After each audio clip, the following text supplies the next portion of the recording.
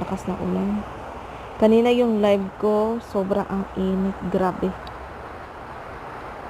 Tama ako, diba? Basta ganun ang basta ganun ang weather, sobrang init sa tanghali na hindi mo maano talaga yung init. Sobrang todo-todo. Ulan na. Malamig na yung simoy, papasok yung hangin. Ganon. Pag mainit talaga sa tanghali, so ngayon, anong oras na? Alas 4.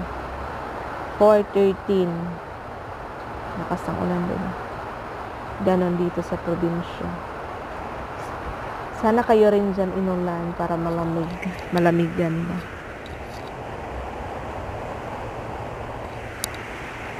Sa labas pa naman kami mamaya. Lalabas pa naman sana kami.